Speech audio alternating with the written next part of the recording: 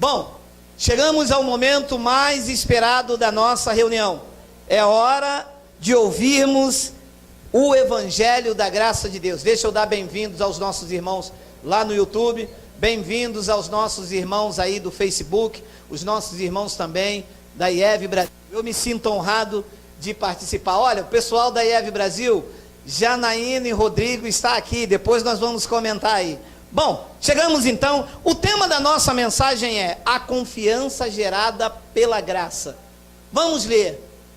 Disse Paulo à igreja, aos Filipenses, e digo eu pelo Espírito Santo à igreja que se reúne aqui: porque estou certo de que isto mesmo, pela vossa súplica e pela provisão do Espírito de Jesus Cristo, me redundará em libertação.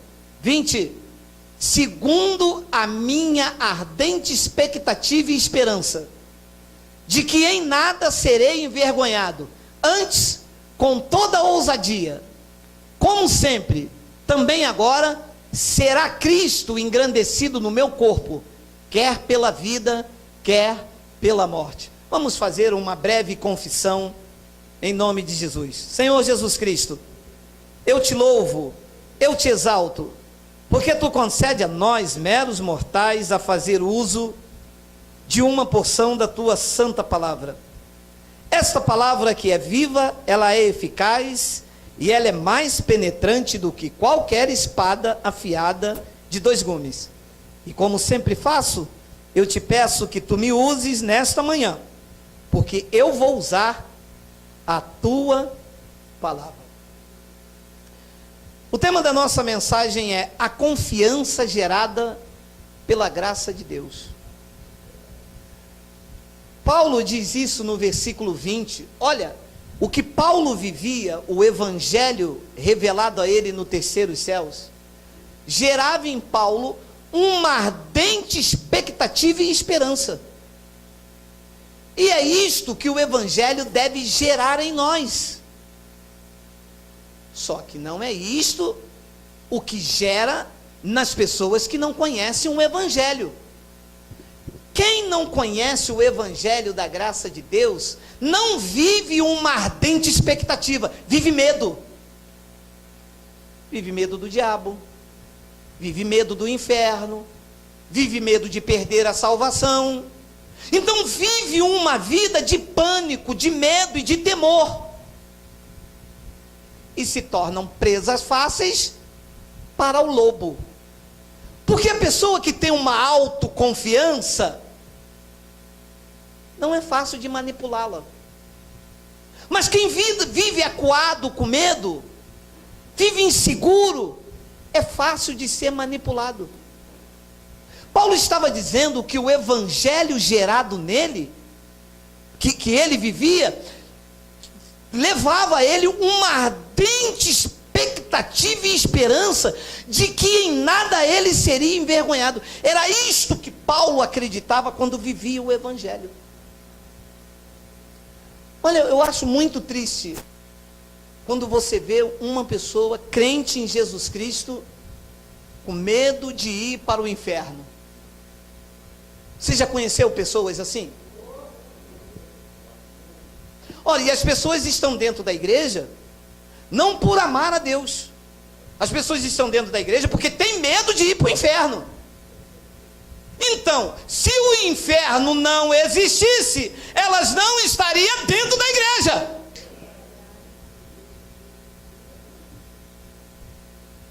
Ah, eu coloquei câmera na minha casa porque eu tenho medo do ladrão, mas se não existisse ladrão, eu tiraria as câmeras. Então, se um dia eles descobrirem que não existe inferno, ou que eles não vão para o inferno, eles não têm relacionamento com Deus, porque o seu relacionamento com Deus está baseado no medo, no pânico, no desespero. Se algum dia as pessoas descobrissem que elas não perdem a salvação, elas não teriam mais um relacionamento com Deus, porque o seu relacionamento com Deus está baseado no medo de perder a salvação. Então são pessoas que têm uma fé com hipocrisia, têm uma fé com fingimento. Elas estão num relacionamento com Deus por medo. O apóstolo Paulo está dizendo: não, o que foi gerado em mim é a graça de Deus. O que foi gerado em mim me trouxe libertação. O que foi gerado em mim me trouxe a consciência de que nada me separa do amor de Deus. O que foi gerado em mim não foi produto elaborado num gabinete pastoral. O que foi gerado em mim foi uma revelação no terceiro céu. Isto criou em mim uma ardente expectativa de uma esperança. Os crentes não têm esperança. Eu não conheço muito crente confiante. Haja vista que uma mulher me disse: o senhor sabe que nesses 20 anos eu perdi a salvação 2 vezes só? Nesses 20 anos você perdeu a salvação 2 vezes? Ela é 2 vezes só. E o senhor? Eu não posso perder aquilo que não foi conquistado por mim. A salvação não é fruto do homem. Pela graça sois salvos por meio da fé. E isto não vem de vós. É dom de Deus. E os dons e a vocação de Deus são irrevogáveis. Como eu vou perder algo que é mantido por Ele? Não tem como. Ué, então o senhor está na igreja, o senhor tem um relacionamento com Deus, por quê? Se o senhor sabe que não perde a salvação? Por amor e gratidão. Nós estamos reunidos aqui, ninguém aqui está com medo do diabo, porque ele foi destruído na cruz, Hebreus 2,14. Nós estamos reunidos aqui, nós não estamos com medo de ir para o inferno, porque nós estamos selados para o dia da redenção. Nós estamos reunidos aqui no espírito de gratidão, atraído por Ele, para que em nós seja gerado uma ardente expectativa de confiança, e não de medo. E o sistema gera isso na pessoa. Você entra dentro... Olha, meu amado, me desculpe ser prolixo, mas o retrato é este, tá? Você estava lá no mundo. A expressão mundo, né? Nós estamos todos no mundo. Você estava fora do ambiente religioso. Quando você passava na rua, você via um gato preto, mas você não comia farofa. Se alguém te oferecesse um copo d'água vazio, você não bebia. Fita ninguém amarrava no teu braço.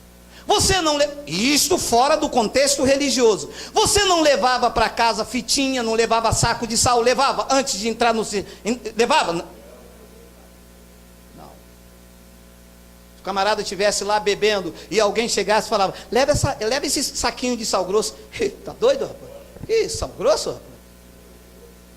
Me dá sal grosso, estou aqui bebendo minha cerveja, vem você com sal grosso?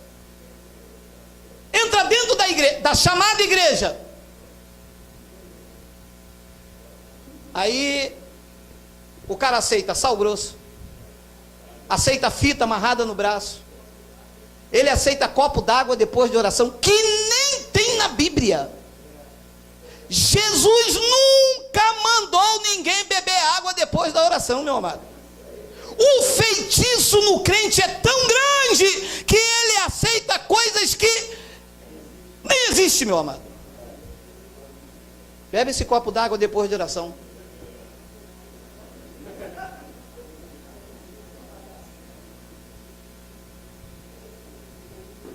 E isto, a uma determinada altura da sua caminhada espiritual, começa a gerar medo.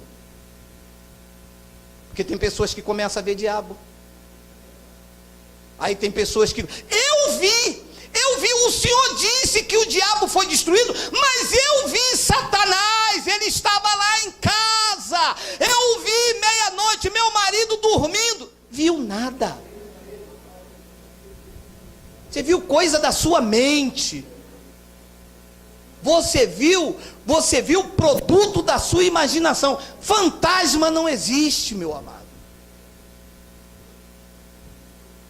E começa. Porque você para uma pessoa aí fora aí, o que acontece com ele, eu tenho contado isso, e eu preciso, porque algumas pessoas estão novas, estão nos acompanhando agora, e é preciso reavaliar essa postura.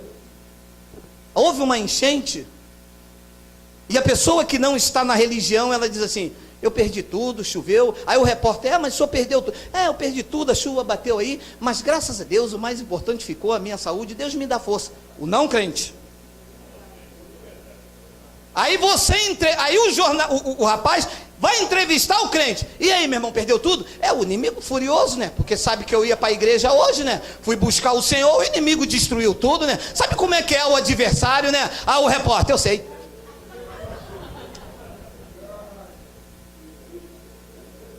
E vai se arrumando bodes expiatórios. E determinada caminhada do crente, meu irmão, não se gera mais expectativa, se gera medo.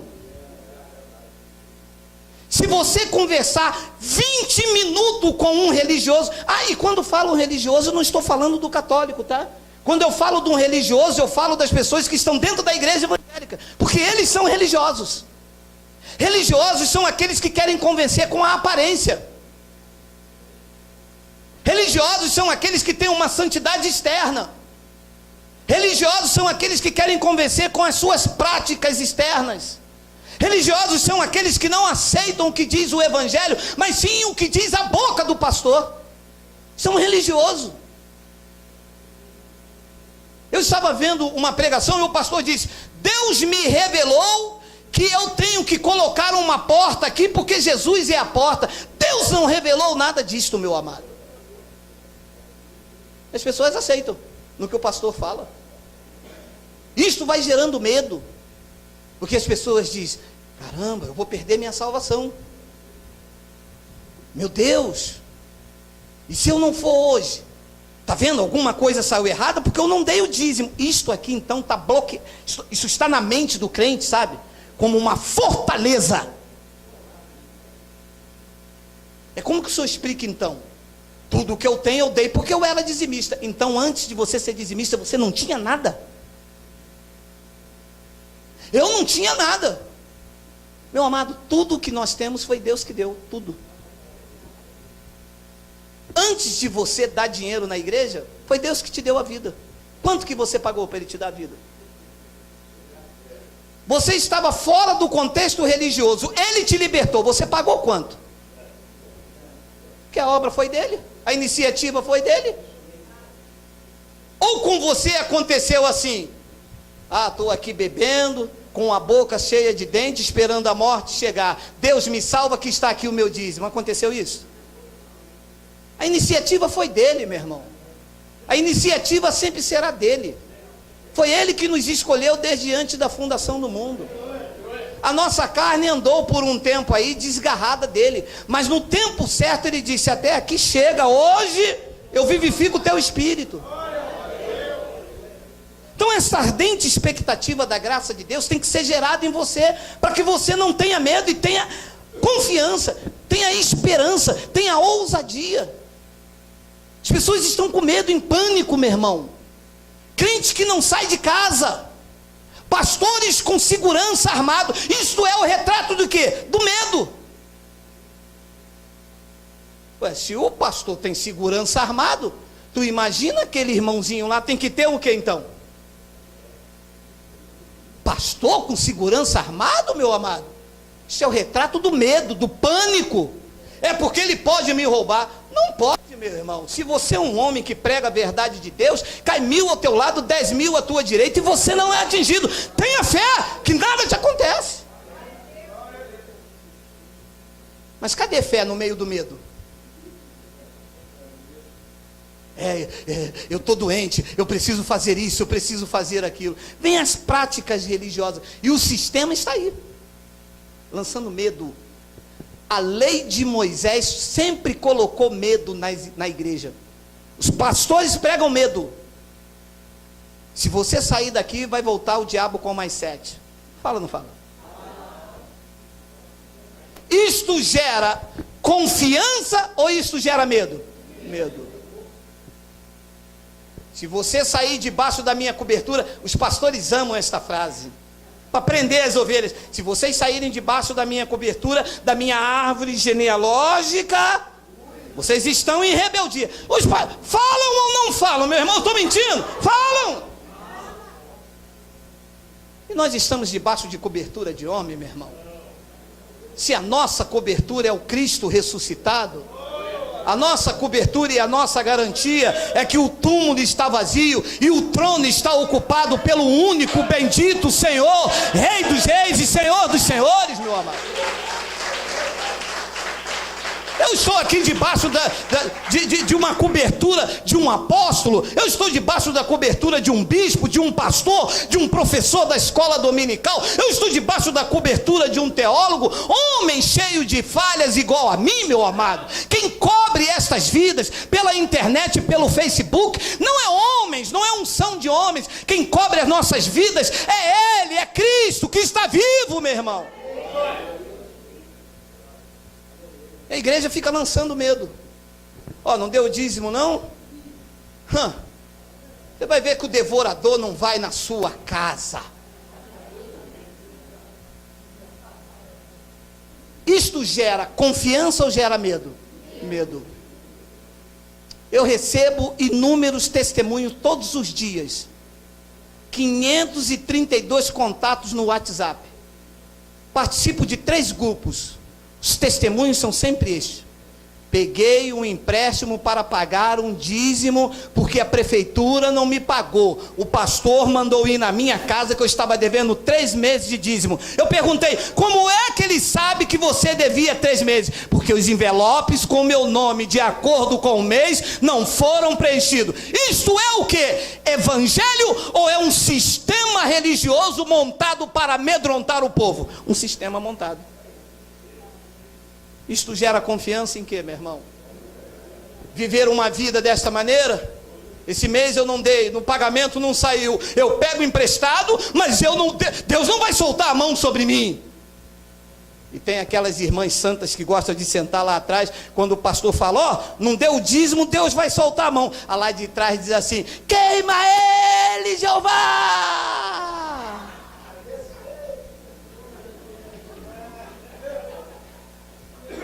E isto é quando ela já não senta perto de alguém que não está dando dízimo, e ela já grita no ouvido assim, queima ele! Isto não gera confiança, meu amado. Isto gera medo. Isto gera pânico. As pessoas estão dentro da igreja trêmulas, esperando a próxima ameaça.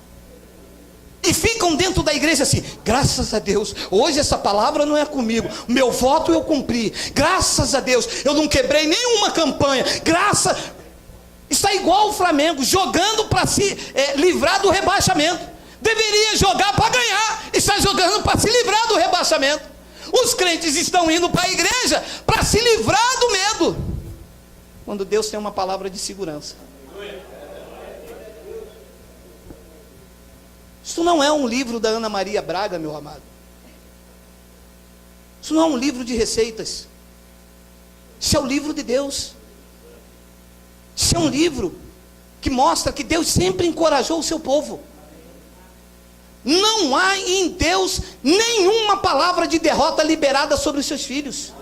Deus sempre disse, não temas, não te espantes, porque eu sou o teu Deus, eu estou contigo por onde vocês andares.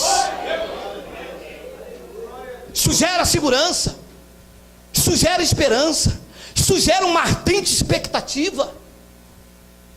Eu estou aqui para ser ameaçado, para Deus me colocar medo. Eu estou aqui debaixo da lei de Moisés, porque a lei de Moisés é que bota medo, bota pânico. Olha lá, Hebreus 12. Ora, não tem de chegada ao fogo palpável e ardente, e a escuridão, e as trevas e a tempestade. Isto era a lei de Moisés. O apóstolo Paulo está dizendo, vocês não precisam ter medo, porque vocês não chegaram ao fogo palpável e ardente, e a escuridão, e as trevas, e as tempestades. Assim que está o crente, debaixo disso aqui, ó, de medo, de tempestade, de que alguma coisa ruim vai acontecer, e que Jesus vinha, eu vou ficar, porque ontem eu comi carne de porco, e carne de porco não pode. e linguiça? Pode. Os crentes estão assim com medo. Depois ele diz no versículo de número 19, olha lá. E ao clangor da trombeta, e ao som de palavras tais, que quantos o ouviram suplicaram, que não se lhe falasse mais. Olha as pessoas debaixo disto, debaixo de som de palavras tais, que quando ouviram suplicaram, não fala mais, não fala mais, não fala mais, não, não me ameaça mais, não me ameaça, não me ameaça, não, eu não falto um culto, não. E Paulo diz no versículo 20, pois já não suportavam o que lhes eram ordenado. Até um animal, na lei, isso é lei, vou te mostrar já, se tocar um monte será apedrejado. Olha como era a lei. Tinha um monte, eles diziam que o monte era santo. Se o animal tocasse aquele monte, eles pedra no animal. Tem a igreja é santa. Se rir, não está em reverência, não pode rir, não pode, na igreja não pode rir. Homem desse lado, varão dessa, porque a igreja é santa. Ué, mas que Deus ajuntou, não separou o homem? Depois ele diz no versículo 21, na verdade, de tal modo era horrível o espetáculo, que Moisés, o líder, Moisés disse, sinto-me aterrado e trêmulo. Ai, Jesus vai voltar. E agora? É a batalha do Armagedon, é a guerra do Apocalipse. Olha, trovejou, olha, a virgem não é prudente, a virgem é isso, o diabo é sujo. Não é assim, aterrado e trêmulo, com medo de tudo. E chegou o ano 2000, e Jesus vai voltar. Olha, Jesus está voltando. Os crentes, quando passam um outro, dizem assim: olha, se você não aceitar Jesus, você vai para o inferno, porque Jesus está voltando. E a pessoa fica aterrada e trêmula. Mas não é essa a mensagem. Porque as pessoas querem ameaçar as pessoas, querem que as pessoas façam parte do convívio dela por ameaça. Aí a pessoa, já que Jesus vai vir e eu vou para o inferno, eu vou para a sua igreja. E fica na igreja com medo de ir para o inferno. Mas ninguém pode vir a mim, disse Jesus, se o Pai não o trouxer. E quando o Pai traz, meu irmão, traz pela sua graça e pela sua misericórdia. Ninguém pode estar aqui trago por Deus com medo, trêmulo, aterrado. Moisés, o líder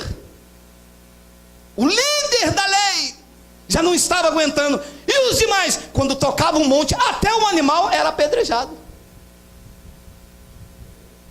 Se o líder não estão aguentando, se matando, dando tiro na tâmpora, se os líderes estão... Ontem eu postei um vídeo aí, compartilhei com os irmãos, que o nosso irmão Júnior lá de Brasília compartilhou. Um pastor saiu da igreja, ele e a esposa abriram um outro ministério.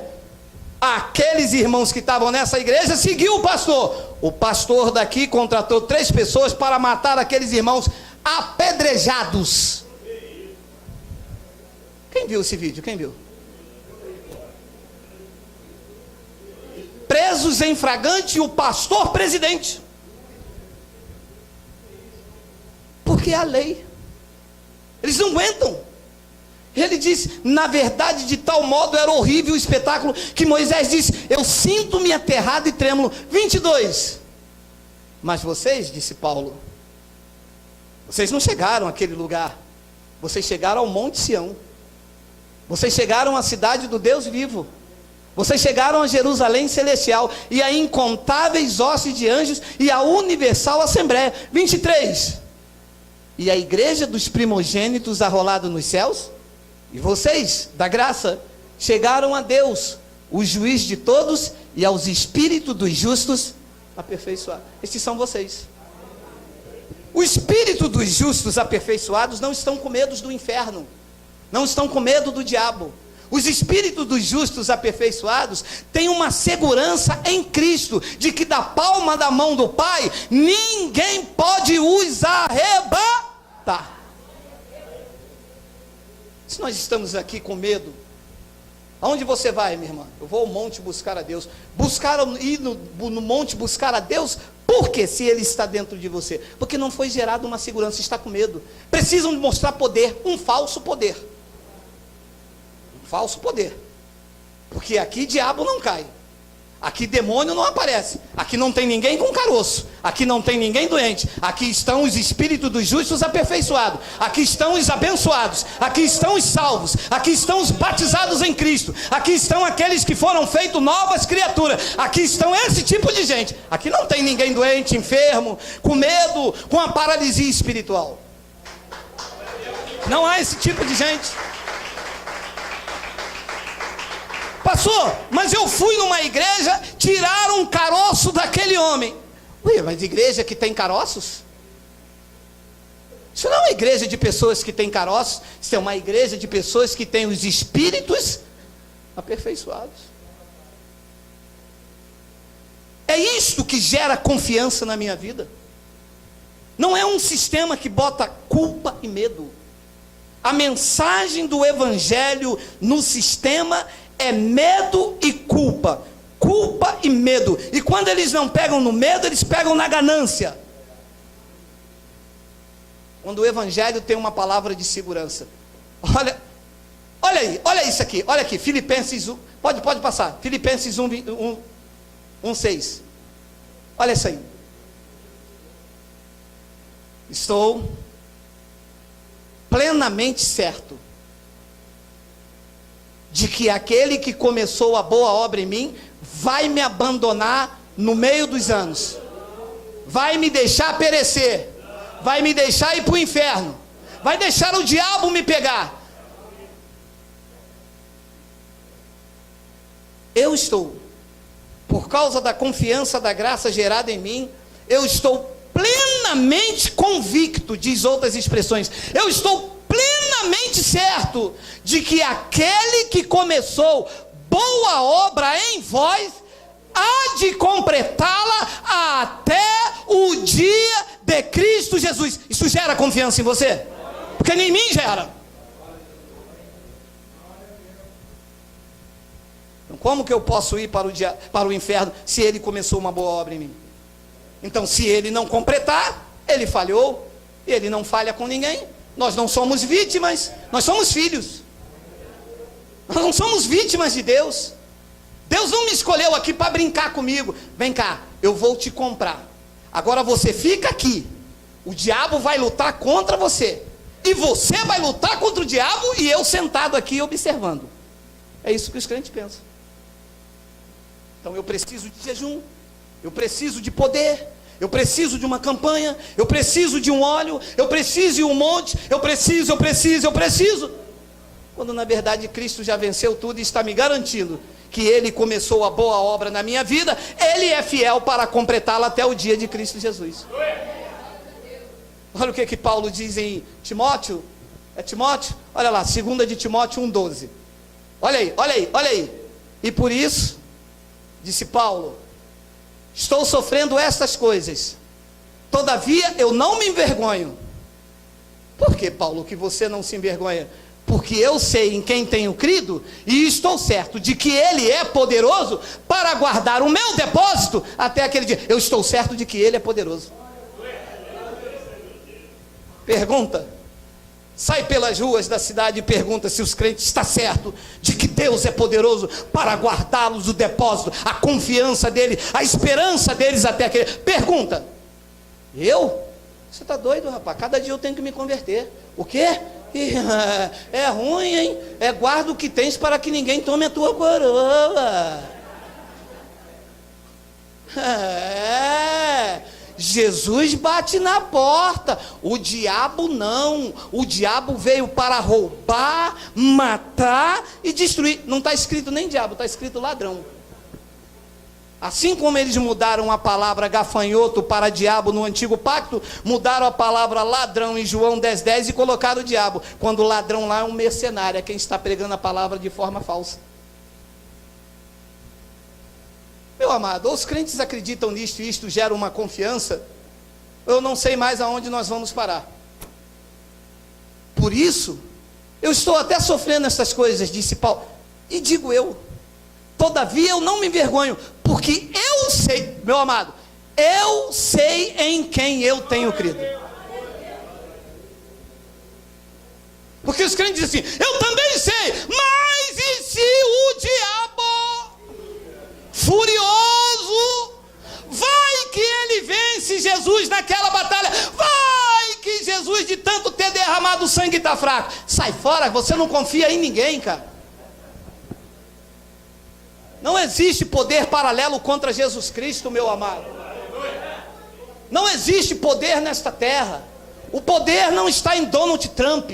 O poder não está no ministro lá da China com seus mísseis. O poder, o único que detém o poder é Jesus Cristo. Ele é soberano. Ele é rei de reis. Ele é Senhor absoluto, meu amado.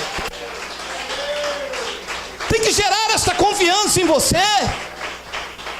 Você tem que acreditar que Ele é poderoso. É poderoso ou não é para guardar a tua confiança, o teu depósito, aquilo que você acredita? É poderoso, meu amado. Então eu preciso ficar num culto de sábado aqui. Fala glória, glória, glória, glória, glória. Foi batizado, foi batizado, foi batizado. Eu preciso disso, meu amado.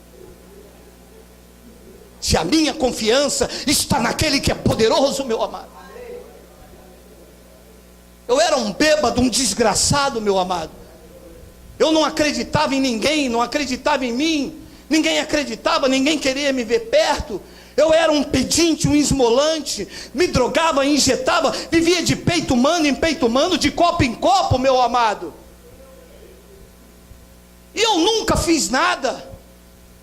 Mas aquele que é poderoso, aquele que é o mais valente que o valente, aquele que venceu a morte, aquele que esmagou a cabeça da serpente, meu amado, ele veio na minha direção, ele foi na tua direção, ele te buscou, ele te libertou, ele te trouxe para o redil, ele te colocou nos braços dele, porque ele é poderoso.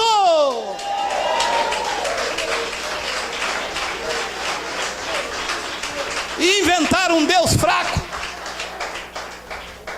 Inventaram um Deus fraco, movido a dinheiro. É que se você der, Deus faz. Se você não der, Deus não faz. É um Deus movido a dinheiro. Anunciaram um Deus movido a fome. Faz um voto de jejum, minha irmã. Faz um propósito de jejum com Deus. Mas como é que é?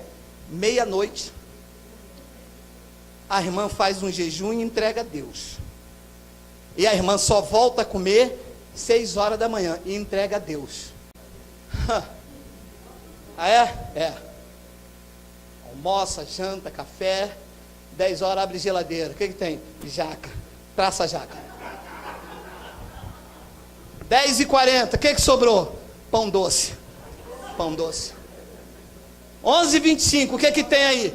3 miojos só das crianças. Traça os 3 miojos. 11h55. Não sobrou nada? Tem 2 pães aí, torrado aí. Manda, meia-noite, Senhor, eu entro em jejum nesse propósito. Vai dormir, acorda 6 horas, entrega. Você acha que Deus é movido por essas coisas, meu irmão? Você acha que Deus é movido pela fome, meu amado? Se Deus fosse movido pela fome, meu amado, Ruanda, na África, é o país mais cheio do poder de Deus, meu amado. Deus não é movido por fome, Deus é movido pela fé. O justo viverá da fé, meu irmão, da convicção, da esperança, da certeza de que foi Ele que começou a obra em mim, é Ele que vai completar, Ele é o autor da minha fé, Ele vai consumar consumar o que eu creio. Ele é o autor, o criador da fé, e Ele é o finalizador. Ele é o consumador daquilo que eu creio, meu amado.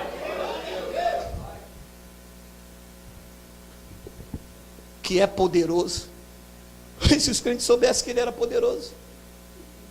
Os crentes acham que eles têm também que ser poderosos. Está vendo aquele vaso ali? Qual? Aquele ali. Desceu do monte hoje, está fumegando.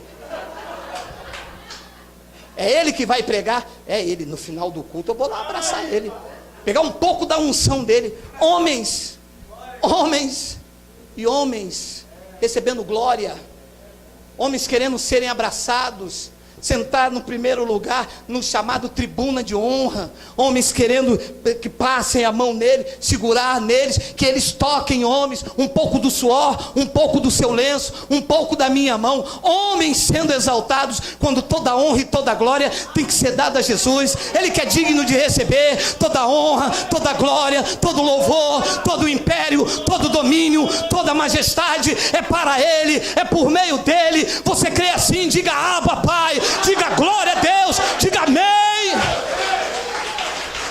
Chega de homens. Ele que é poderoso, meu amado.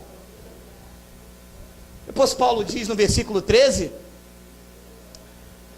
mantenha o padrão das sãs palavras que de mim ouviste, com fé e com amor que está no bispo.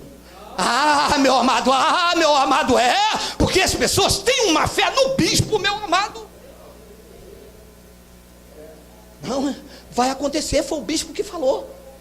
Qual bispo? O regional ou o nacional? O bispo nacional. Pode, minha irmã, Deus fala na vida daquele homem. Paulo diz: nada disso. Vocês vão manter as sãs palavras. Vocês vão manter aquilo que o Evangelho diz. O que gera confiança, o que gera expectativa, é o que o Evangelho diz a meu respeito. O Evangelho diz que Ele é poderoso. Eu vou manter essa sã palavra. Não é fé em mim, não é fé no que eu falo, meu amado. Não entra nesse negócio. Não me corrompa.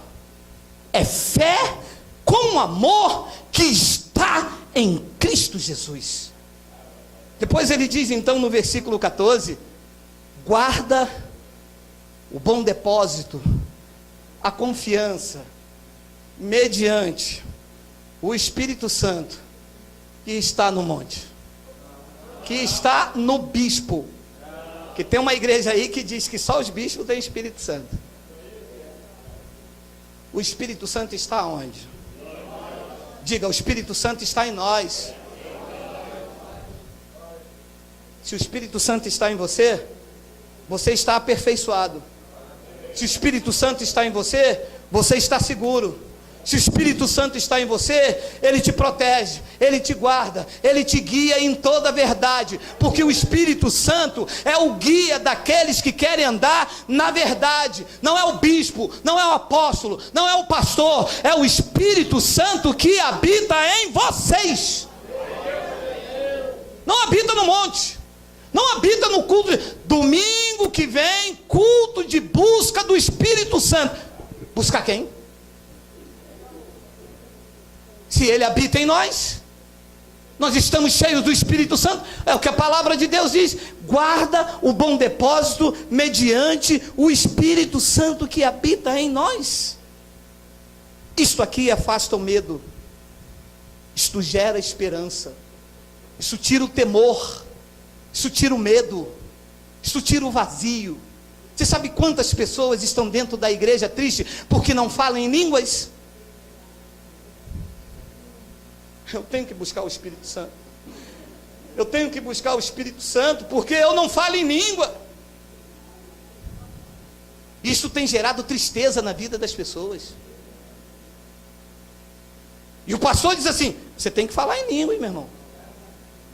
Você tem que falar em língua, porque as pessoas precisam ver que você tem poder. Ei, alô, Paulo pregou em Roma que o poder não é falar em língua, poder não é saltar, o poder não é bater pandeiro, o poder não é rodar na igreja, o poder é o Evangelho.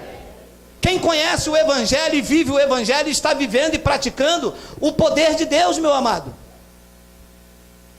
Espírito Santo habita em nós, isto gera confiança, isto gera expectativa.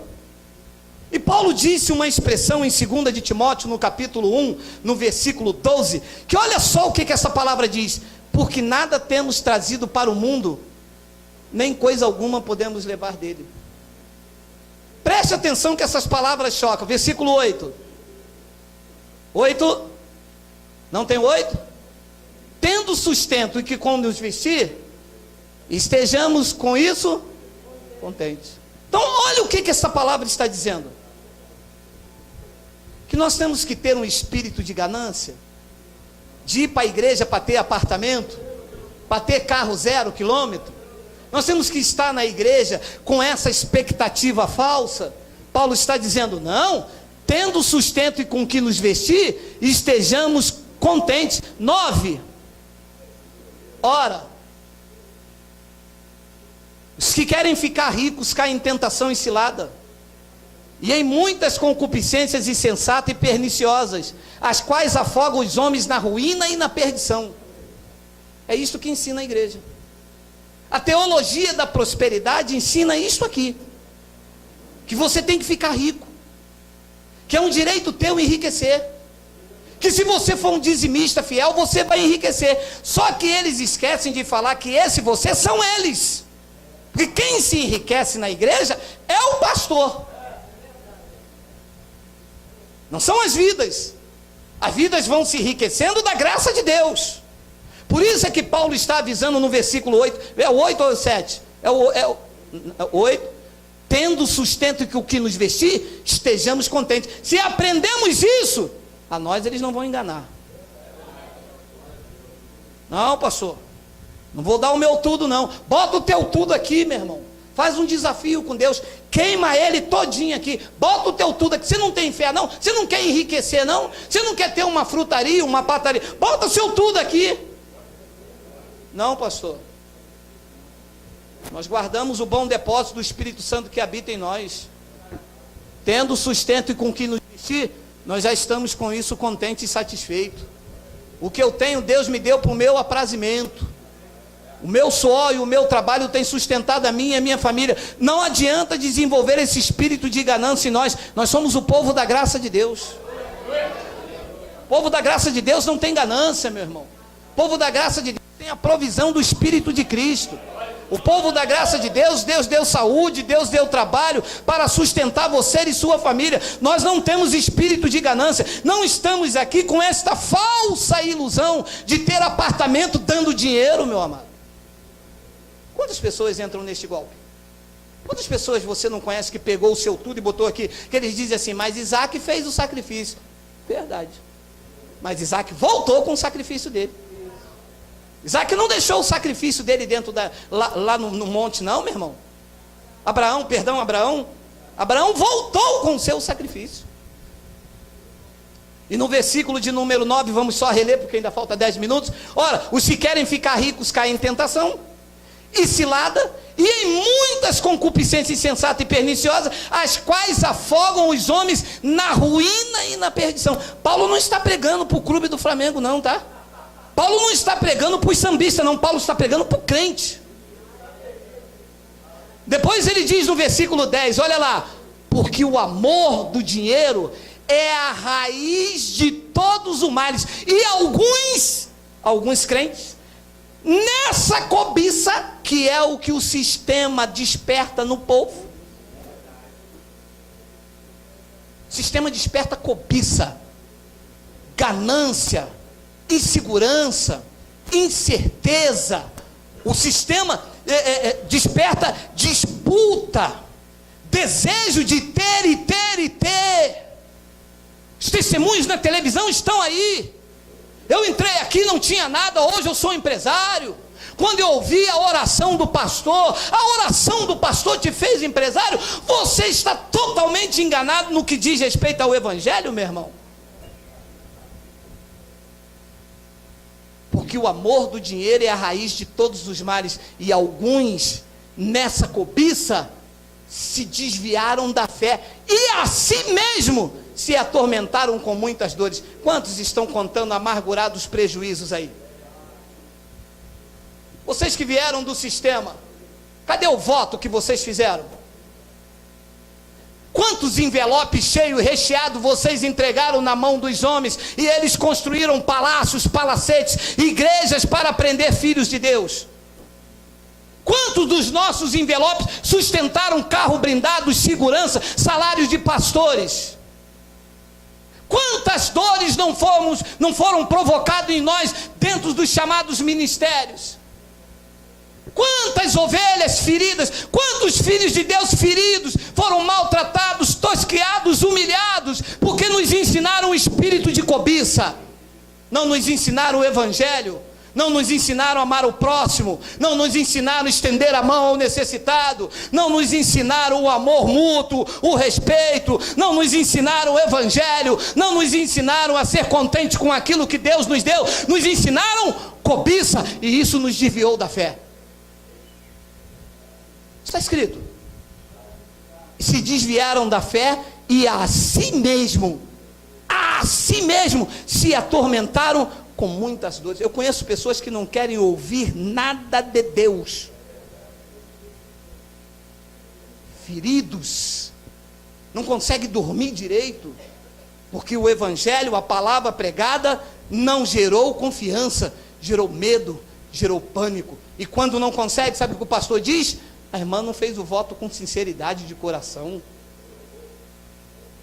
A irmã está orando pouco. A irmã foi fiel direitinho nos 10%. Porque Deus só dá se a irmã for fiel no 10%.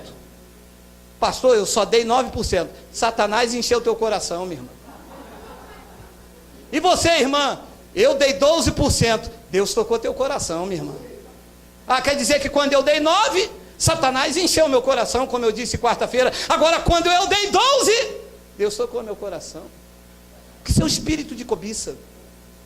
Os homens, meu amado, eles estão mais preocupados em mostrar o que eles pensam de Deus, do que mostrar a nós o que Deus pensa a nosso respeito. Eu vou repetir para que você nunca mais esqueça isso. Os homens estão mais preocupados em mostrarem o que eles pensam de Deus, ao invés de mostrar o que Deus pensa a nosso respeito. E eu me reporto a Jeremias, no capítulo 29, 11, olha lá. Eu é que sei que pensamentos eu tenho a vosso respeito, diz o Senhor. Pensamentos de paz e não de mal, para vos dar o fim que deseja. Eu é que sei. Eu é que sei que o pensamento eu tenho a vosso respeito. Não é o bispo, não é a catedral de Roma, não é Papa Francisco, não é a rainha da Inglaterra, é o Senhor. Ele é que sabe o que ele pensa ao teu respeito. E os pensamentos de Deus para os senhores não são pensamentos maus, são pensamentos de paz, para vos dar o fim que vocês desejam, a expectativa gerada pela graça. Eu estou esperando coisa boa de Deus, meu amado. Ele vai me dar de acordo com isto. As pessoas estão esperando mal, estão esperando Deus soltar a mão. As pessoas estão esperando ficar e a outra ser levada. Deus diz: não, eu é que sei que pensamentos eu tenho para vocês. Vocês estão com medo de quê? Quem começou a boa obra na vida de vocês foi quem? Então eu vou completá-la. Ou vocês não sabem que eu sou poderoso para guardar a confiança, o depósito de vocês até o dia de Cristo? Vocês estão com medo de quê? Vocês acham mesmo que eu ia abandonar vocês? Ainda que uma mulher esqueça do filho que esteja no seu ventre, eu jamais me esquecerei de vocês. Vocês estão gravados na palma de minha mão. Eu é que sei que pensamento eu tenho a vosso respeito. Mas o povo está dentro da igreja com medo. Daqui a pouco, quando os pastores não tiver mais o que falar, vão falar que tem medo do curupira, medo do boitatá, medo do boi da cara preta. E o povo: ai, boi da cara preta não, eu me lembro quando eu era criança. Não, pastor, solta todos os demônios, o boi da cara preta não. Meu amado, se eu pegar um crente aqui com medo do boi da cara preta, mas eu falo para você, eu entro na carne, mas faço igual Pedro, mas eu corto a tua orelha toda. Não é possível um crente com medo do boi da cara preta, meu amado. Você recebe isto, meu amado? Você recebe os pensamentos de paz que Deus tem para você, porque os crentes vivem em guerra. Eu não estou em guerra. E eu ouvi um pastor que hoje é deputado, ele pregava assim, dizia: sai da frente, Satanás, que nós estamos em guerra. E o gado lá do outro lado mais saltava, mais pulava. Nós não estamos em guerra, nós estamos em paz. Ele é a nossa paz. Isso aqui deve gerar confiança em você. Pastor, e o que é que Deus pensa a nosso respeito? Efésios capítulo 1, versículo 11. Nele, digo, no qual também fomos feitos gafanhoto, pó da terra, miserável, misinfim. É que miserável não pode, ter que ser misinfim. Nós fomos feitos o quê? Diga, eu sou a herança de Deus. Você entende isso, o que é herança? Ora, o Roberto Marinho morreu, deixou uma herança para os seus filhos. Eles tomaram posse e vivem desta herança. Só que você, nós somos a herança de Deus. Somos posse dele. Você é posse de Cristo. Herança é posse de alguém. Você é posse de Cristo. Tem motivo para viver com medo? Isso não te gera uma confiança? Isso não te gera uma ardente expectativa? E eu estou aqui para colocar medo em você, ou com essas palavras gerar vida, reerguer a sua cabeça?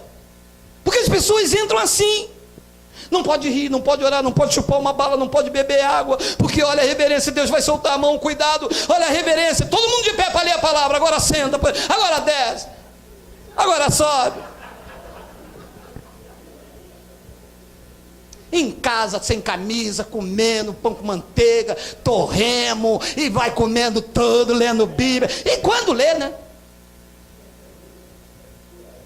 Olha os pensamentos de Deus, nele, digo, no qual também feitos herança, predestinados segundo o propósito daquele que faz todas as coisas conforme o conselho do pastor.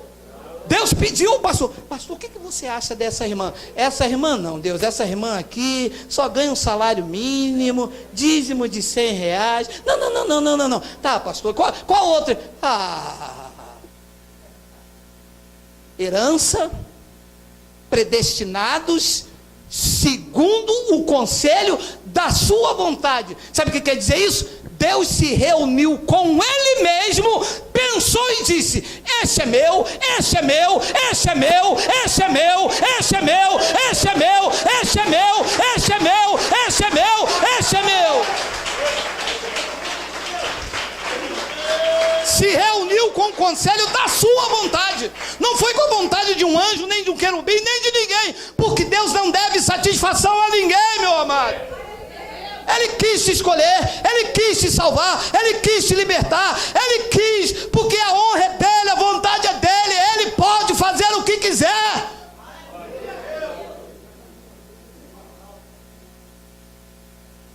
Tem 12. A fim de sermos desgraçados. Ele fez isso com o fim de a gente ser desgraçado. Senhor, vem logo, Senhor. Senhor, Maranata, Senhor. Ele diz: eu fiz isso com o fim de sermos louvor da sua glória. Nós, o que de antemão esperamos em Cristo, louvor da sua glória. Deus tem uma glória, e sabe o que louva Ele? Os crentes da graça de Deus.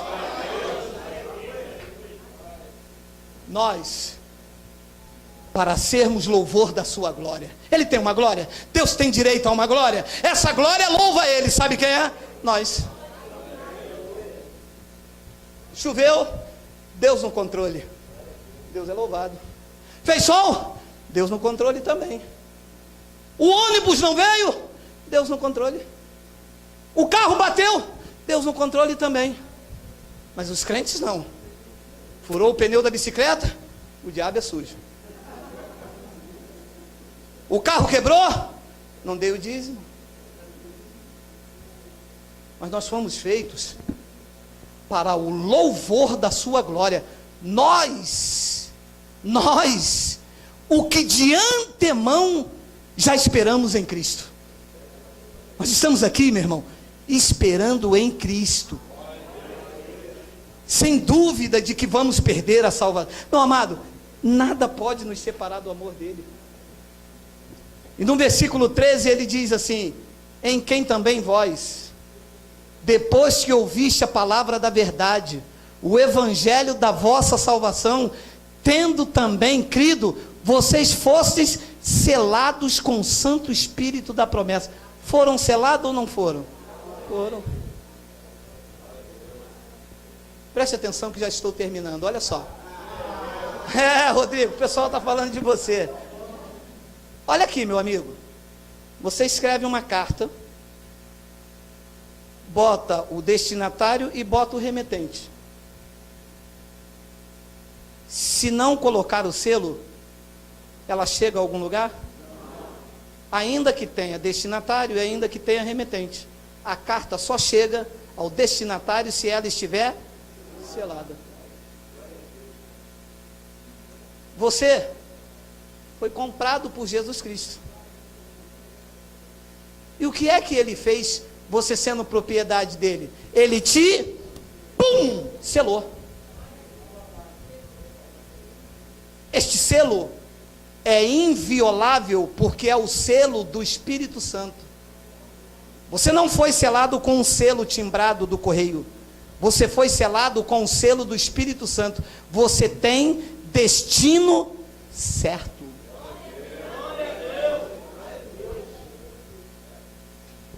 O vizinho, querendo ou não, você vai chegar, porque está selado com o Espírito Santo. O pastor dizendo que você saiu de lá, porque é assim, enquanto está andando com eles, essa aqui é minha obreira. Depois que o Espírito Santo mostra essas verdades e sai, ele diz assim: vai entrar em disciplina. E se possível, manda todo mundo não falar mais com você. Eles mostram as garras.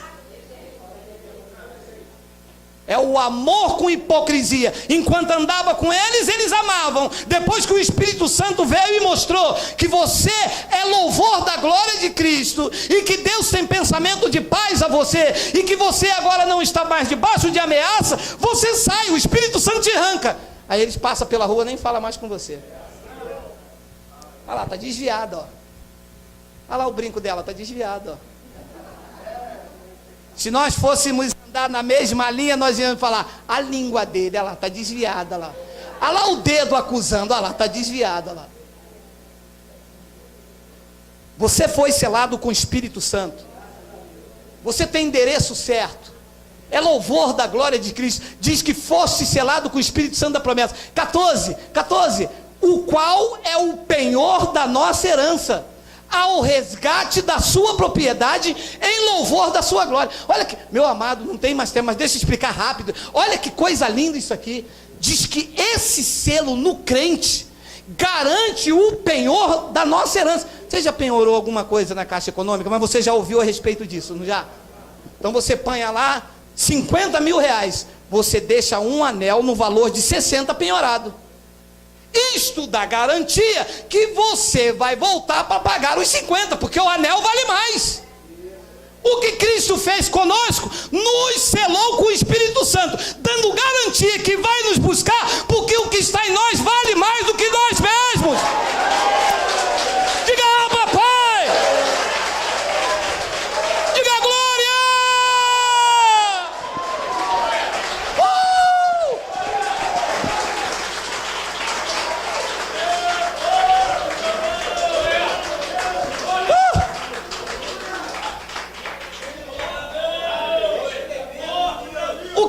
em nós como penhor é muito mais valioso do que nós mesmos, e Ele voltará para buscar a sua propriedade, que somos nós.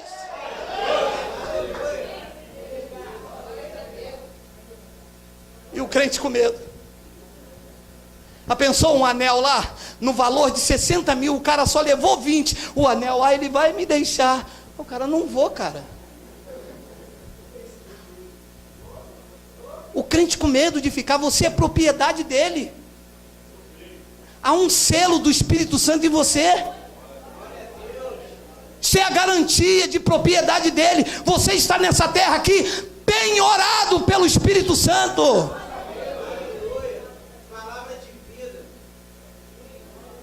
Ele não pode te deixar aqui. O que está aqui como garantia é maior.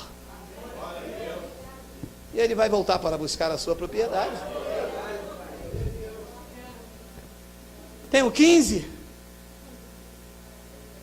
Por isso, também, eu tendo ouvido da fé que há entre vós no Senhor Jesus, e o amor para com todos os santos, 16, não cesso de dar graças por vós, fazendo menção de vós nas minhas orações. 17, vamos até o 18.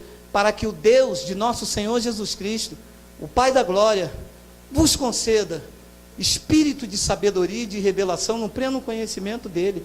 18, iluminando os olhos do vosso coração, para saberdes qual é a esperança do seu chamamento. Descobriu hoje que você está penhorado nesta terra? Descobriu que Deus tem um pensamento de paz sobre você e não de mal? Descobriu que aquele que começou a boa obra em você, Ele é fiel para completá-la até o dia de Cristo Jesus? Você entendeu que você está selado para o dia da redenção, que você está nessa terra aqui penhorado, e que este mundo aqui tem que te devolver ao dono, ao rei, ao Senhor, ao rei dos reis? Você crê nisso? Isso gera uma convicção, isso gera uma certeza. Você é crente mesmo em Cristo? Diga: Abba, Pai. Eu quero terminar. O pessoal da internet está reclamando com vocês. Eu quero terminar com Salmos 126. Vamos lá, Wagner. Salmos de número 126. Eu vou atualizar esta palavra, 3 minutos. Quando o Senhor restaurou a sorte de Sião, ficamos como quem sonha. Foi isso que aconteceu com você quando Ele te tirou do sistema. Quando nós ouvimos esta palavra maravilhosa, quando nós descobrimos que Ele nos predestinou, que Ele tinha nos escolhido desde antes da fundação do mundo, quando nós descobrimos que nem a altura, nem a morte, nem os anjos, nem os principados, nem as coisas do porvir, quando nós descobrimos que nós fomos batizados com Ele na cruz, naquela morte, Ele estava nos batizando. Quando nós descobrimos isso, nós ficamos como quem sonha. Algumas pessoas disseram: meu Deus, mas é demais, eu nunca ouvi isso, eu nunca li isso, está tudo aqui, meu Deus. Quando o Senhor restaurou a sorte de Sião, ficamos como quem sonha. E no versículo 22 ele diz: então a nossa boca se encheu de riso, e a nossa língua de júbilo, e então entre os sistemas se dizia: grandes coisas o Senhor tem feito por eles. Eu estou atualizando o software. Então, até que enfim, a nossa boca se encheu de riso. Porque então era medo, era ameaça, era julgo, era fardo, era dogma, era defendendo placa, era veneração ao púlpito, era uma idolatria ao pastor. Mas quando Ele nos resgatou do sistema, quando Ele nos tirou do império das trevas e nos trouxe para a sua maravilhosa luz, então a nossa boca que confessava derrota, a nossa boca que dizia que tudo era o diabo, que tudo era o inimigo, se encheu de riso, e dizemos: haja graça, haja paz, haja Deus. Esta boca hoje é a tua.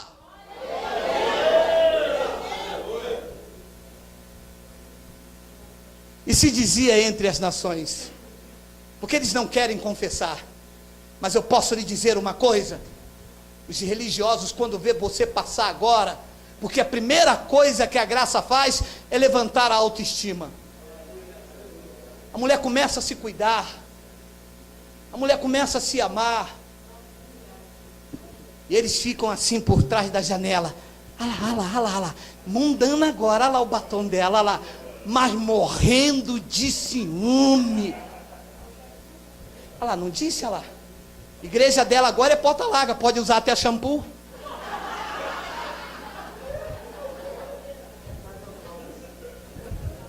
Uma disse para minha esposa: a esposa do senhor está lá do lado do senhor, usa shampoo? Ué, por quê? Mulher da igreja não usa shampoo, não? Ué, não pode usar? A mulher não pode, não pode usar shampoo, não? Então a nossa boca se encheu de riso, a nossa língua de júbilo, e então entre as nações se dizia: grandes coisas o Senhor tem feito por eles. Versículo 3, com efeito, grandes coisas o Senhor tem feito por nós, e por isso estamos alegres. Quem está alegre, diga amém.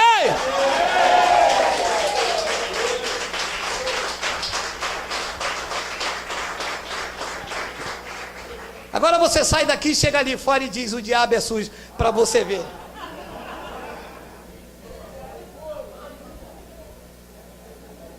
Grandes coisas o Senhor tem feito por nós, e é por isso que nós estamos alegres.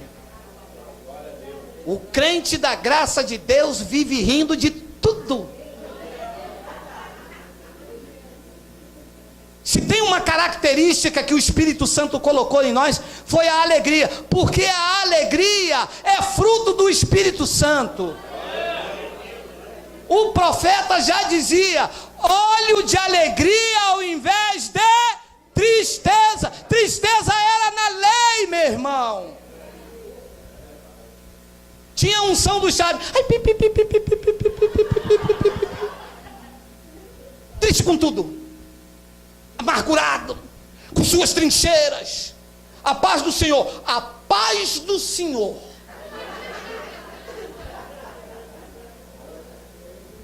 Ah, minha irmã não, sou a missionária.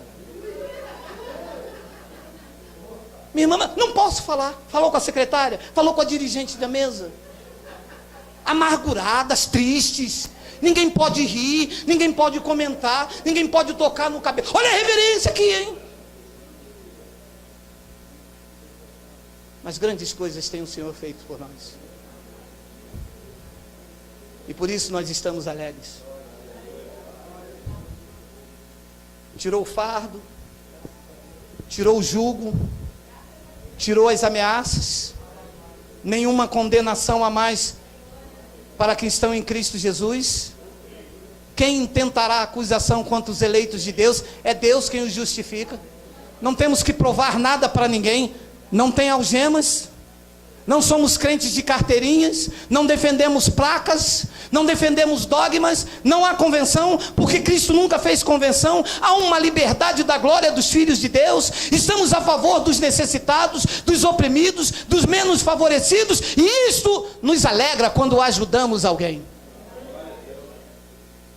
Esse é o desafio, gerar esta confiança, gerar esse espírito de garantia de que Deus não pode nos deixar porque somos propriedade dele. Você se sente confortável sabendo que você está penhorado aqui, meu amado? Você se sente aqui como um vaso de barro, mas com um tesouro dentro. Lembra que Paulo disse: nós somos vaso de barro, mas aqui dentro tem um tesouro penhorado, meu irmão. Você sabe que ele vai deixar isso aqui quando a trombeta tocar. Pam, pararam, pam. Aonde estiver um eleito, com brinco, sem brinco, com batom, sem batom, está selado para o dia da redenção. Se for motorista de ônibus, o ônibus vai ficar desgovernado. Se estiver com um carro na Niterói Manilha, Júnior, Vai bater. Se estiver dentro do mercado, no caixa, o carrinho vai ficar sozinho. E encontraremos com o Senhor nos ares. Somos propriedade exclusiva dele, comprado pelo sangue dele. E enquanto a trombeta não toca, nós estamos aqui aprendendo a conhecer esta palavra, tirando o medo, tirando o pânico e colocando a certeza de que Cristo não pode falhar.